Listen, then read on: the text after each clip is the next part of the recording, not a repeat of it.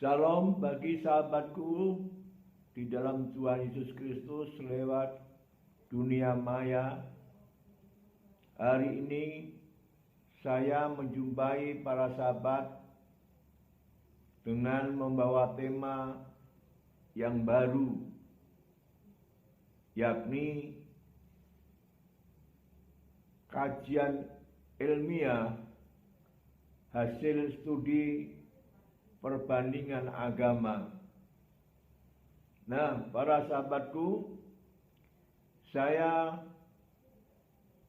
tertarik membawakan tema ini karena baru-baru ini terjadi fenomena rohani, khususnya di beberapa kota atau pulau yang merupakan kantong-kantong kekristenan, yang mana masyarakat di sana sejak kecil sudah menjadi orang Kristen atau percaya kepada Tuhan Yesus.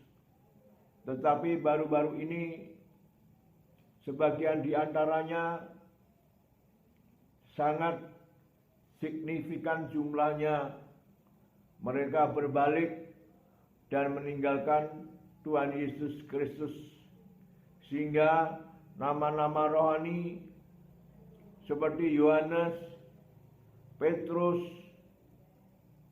atau Lydia, Maryam,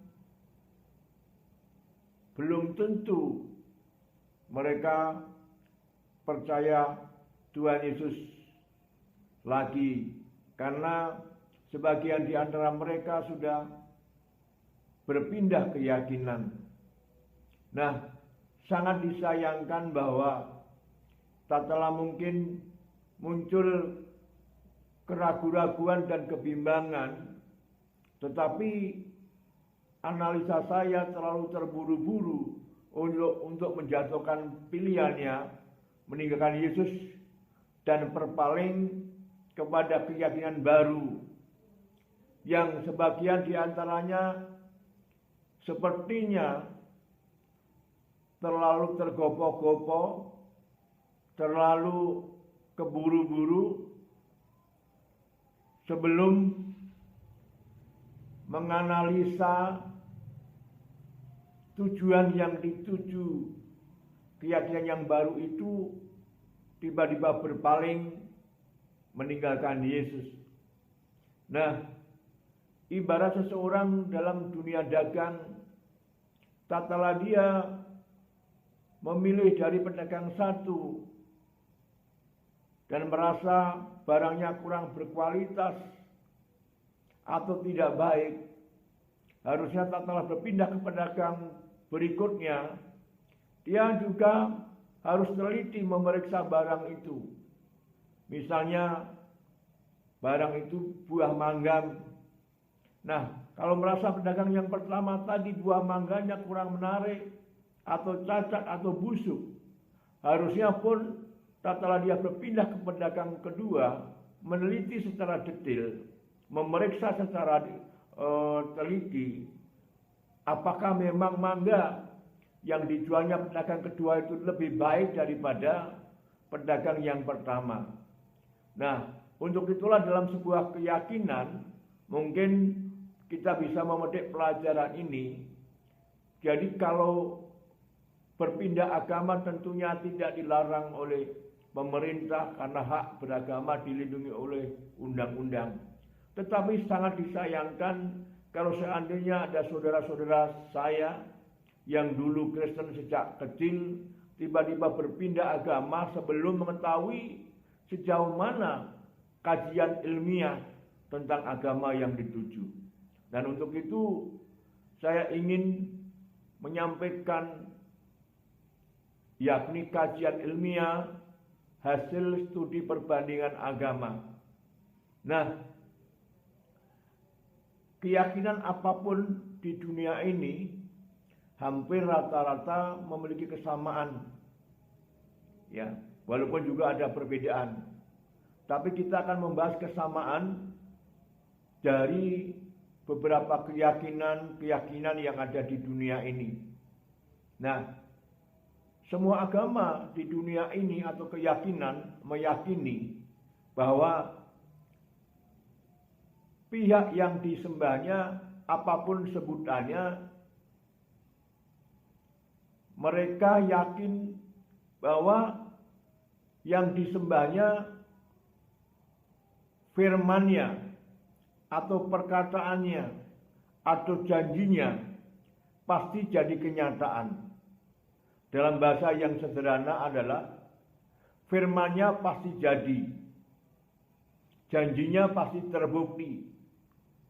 Nah, untuk itu hasil studi perbandingan dan kajian ilmiah yang saya temukan, maka saya ingin sampaikan supaya ini juga bisa dijadikan pelajaran untuk melakukan studi banding lebih jauh secara pribadi.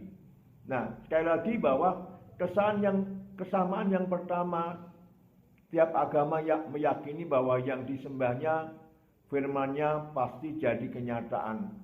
Saya bacakan dari Alkitab, dari kitab Bilangan pasal 23 ayat 19.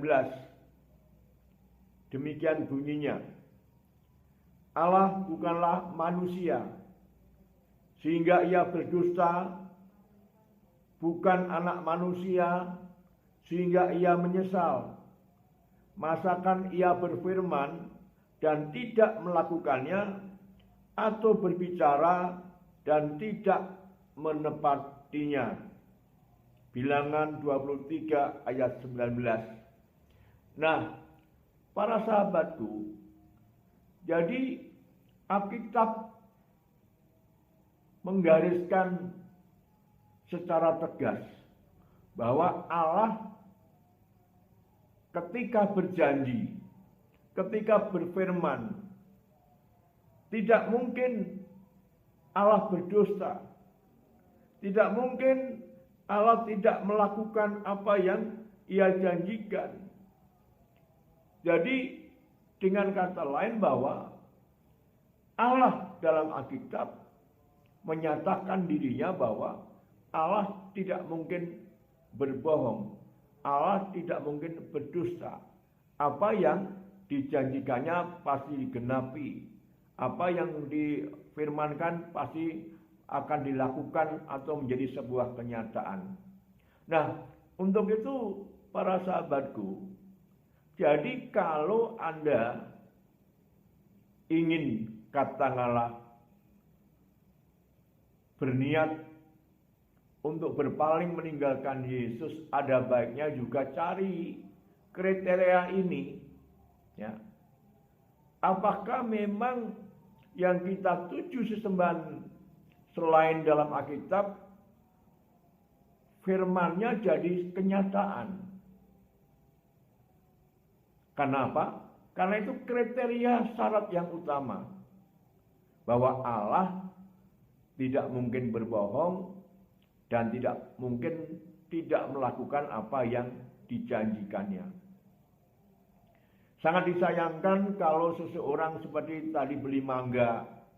Pedagang pertama dia merasa kriterianya tidak menarik baginya. Tapi setelah mau ke pedagang kedua, dia begitu ceroboh, tidak meneliti, tidak mengkaji, tidak diraba-raba, tidak dilihati secara detail. Nah, demikian juga harusnya kalau seseorang mau pindah keyakinan, harusnya sebelumnya melakukan kajian ilmiah, melakukan studi banding, sehingga kita akan tahu secara persis yang kita tuju memang lebih unggul daripada yang kita tinggalkan keyakinan tersebut. Karena masalah keyakinan, kerohanian adalah merupakan sesuatu yang sangat berharga sekali. Nah, para sahabatku, karena ini adalah hasil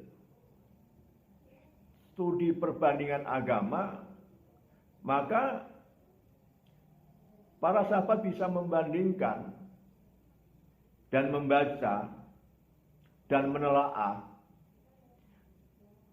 kitab sahabat kita, yakni dari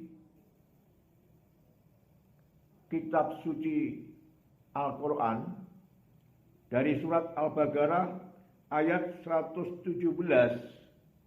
Nah, dalam terjemahan bahasa Indonesia seperti ini.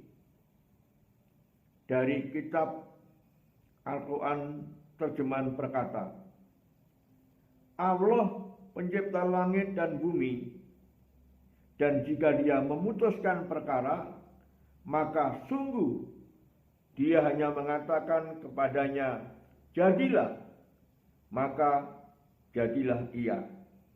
Yakni dari surat Al-Baqarah 117.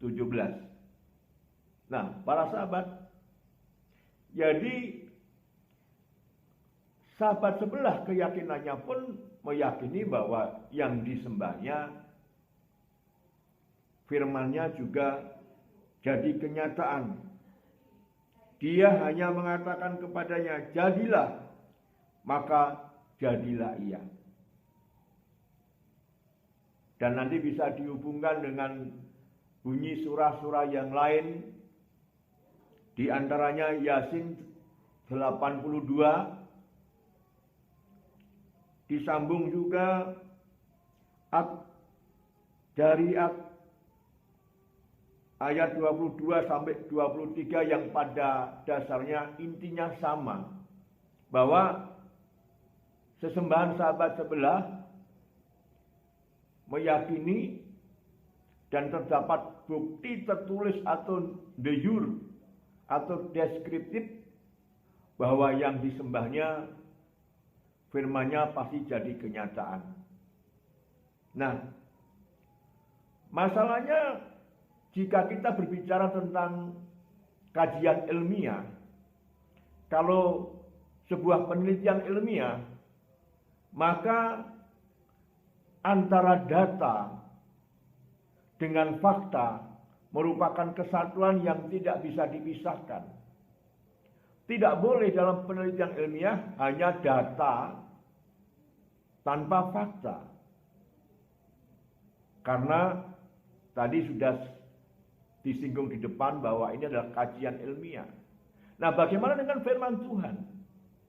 Firman Tuhan juga karena malah lebih berwarni, harusnya memang sebanding antara firman dengan kenyataan. Sebanding antara janji dengan bukti. Sebanding dengan kata sesuai dengan fakta. Nah, tentunya kita menguji Alkitab kita. Allah yang disembah dalam Alkitab dari Kejadian sampai kitab Wahyu. Apakah betul bahwa Allah dalam Alkitab dari generasi ke generasi selama ribuan tahun firman-Nya jadi kenyataan. Nah, untuk itu kita akan melihat manusia pertama, Adam, yang disembah Adam, apakah firman-Nya jadi kenyataan seperti kriteria yang diakui oleh agama-agama yang lain bahwa firman-Nya harus jadi sebuah kenyataan Tuhan yang disembah. Nah, maka saya akan bacakan bagaimana Allah Adam firman-Nya jadi kenyataan dari Kejadian pasal 1 ayat yang ke-3. Begini firman Tuhan dari Allah Adam manusia pertama. Berfirmanlah Allah, jadilah terang, lalu terang itu jadi. Luar biasa para sahabat. Anda dan saya yang menyembah Allahnya Adam bersyukur karena ditulis dalam kitab Kejadian, kitab sejarah, firman-Nya Allahnya Adam jadi kenyataan. jadilah terang, maka terang itu jadi. Jadi jelas sekali bahwa Allahnya Adam tidak berbohong, tidak berdusta, dan firman-Nya jadi kenyataan. Dengan kata lain adalah Allahnya Adam bukan omong kosong, omong doang. Puji Tuhan, kalau para sahabat sampai hari ini masih menyembah Allahnya Adam yang tertulis dalam Alkitab. Nah, tentunya kita akan menyambung karena ada pihak lain yang tadi juga sahabat kita yang disembahnya katanya firman-Nya pasti jadi kenyataan. Kita melacak tentang Allahnya Abraham. Apakah Allah Abraham sama dengan Allahnya Adam yang kualitasnya sama, firman-Nya jadi kenyataan, janjinya jadi bukti, kata sebanding dengan fakta. Kita baca, saya bacakan dari kitab Kejadian pasal 21 ayat 1 sampai ayat 2. Tuhan memperhatikan Sarah seperti yang difirmankannya, dan Tuhan melakukan kepada Sarah seperti yang dijanjikannya. Maka mengandunglah Sarah, lalu ia melahirkan seorang anak laki-laki bagi Abraham dalam masa tuanya, pada waktu yang telah ditetapkan sesuai dengan firman Allah kepadanya. Nah, para sahabat, Allah Abraham, firman-Nya juga jadi kenyataan, yakni janji kepada Abraham dan Sarah bahwa suatu ketika suami istri ini akan punya anak walaupun usianya sudah senja. Tetapi karena memang Allah, kriteria yang pertama, firman-Nya berwibawa jadi realita, jadi fakta, maka itu pun digenapi kepada Abraham dan Sarah istrinya. Haleluya, puji Tuhan, luar biasa Allah Abraham. Nah, sekarang kita lanjutkan kepada Allahnya rasul-rasul perjanjian baru, ya, yang disebut Allah yang orisinil. 1 Yohanes pasal 5 ayat 20. Dari kitab Lukas pasal 8 ayat 24. Maka datanglah murid-muridnya membangunkan dia, katanya, "Guru, guru, kita binasa." Ia pun bangun, lalu menghargai angin dan air yang mengamuk itu. Dan angin dan air itu pun reda, dan danau itu menjadi teduh. Lukas pasal 8 ayat 24. Puji Tuhan, Allah para rasul, Allah perjanjian baru yang dikatakan oleh firman Tuhan dan ditulis oleh murid-murid Yesus sendiri, menyatakan Allah sejati itu dalam 1 Yohanes pasal 5 ayat 20 menyatakan bahwa ketika menghardik angin dan gelombang, perkataan Yesus langsung secara spontan menjadi sebuah kenyataan.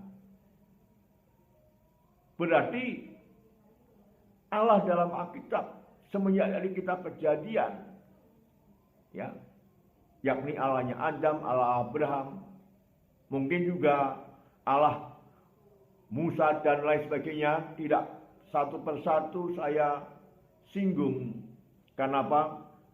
3 contoh tadi sudah menjadi sebuah bukti bahwa Allah dalam Alkitab merupakan Allah yang perkataannya memang betul-betul jadi kenyataan. Nah, masalahnya adalah karena ini studi perbandingan agama, kajian ilmiah, hasil kajian ilmiah, apakah janji yang dikatakan dalam kitab suci agama sahabat kita sebelah tadi terbukti dalam fakta sejarah sesudah diturunkan,